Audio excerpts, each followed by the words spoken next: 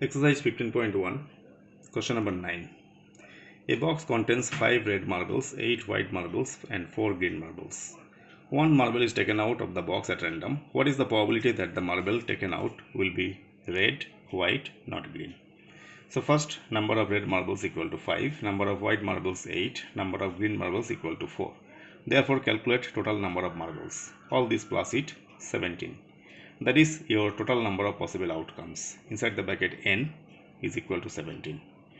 Number 1. Number of favorable outcomes. Favorable means whose probability you are calculating. That is your favorable to the question. So number of favorable outcomes m is equal to, first question they are talking about red. Red we have 5 marbles, so 5. Therefore probability that the marble taken out will be red, m by n, 5 by 17.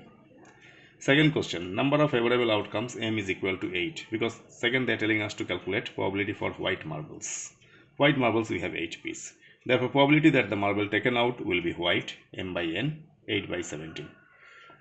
Now third one, again number of favorable outcomes m is equal to not green. Not green means red and white, that is 5 plus 8, 13. Therefore probability that the marble taken out will be not green, that is m by n, 13 by 17. Now I'll teach you some examples. Page number 312, example 1.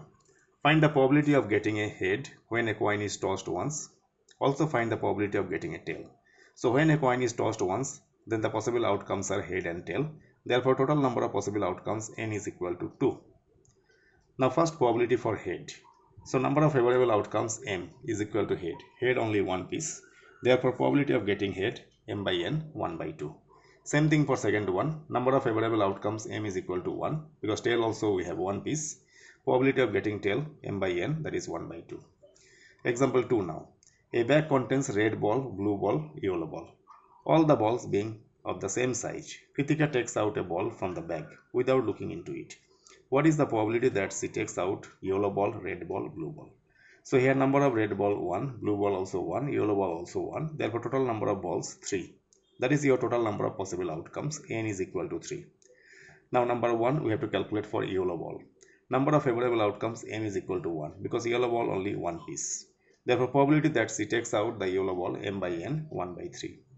Second one, number of favorable outcomes m is equal to 1. Second they are talking about red ball. So red ball also one piece. Therefore probability that she takes out red ball m by n, also 1 by 3. Now third one, number of favorable outcomes m is equal to also 1, that is blue ball. Blue ball also we have one piece.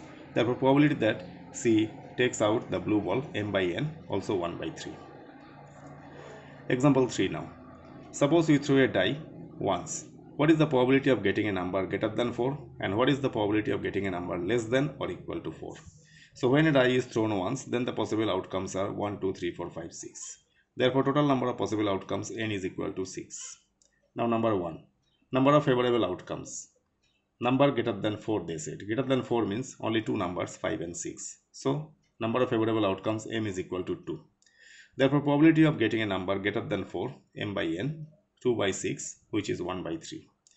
Number of favorable outcomes for second one, less than or equal to 4. That means 1, 2, 3, 4, 4 numbers. So number of favorable outcomes m is equal to 4.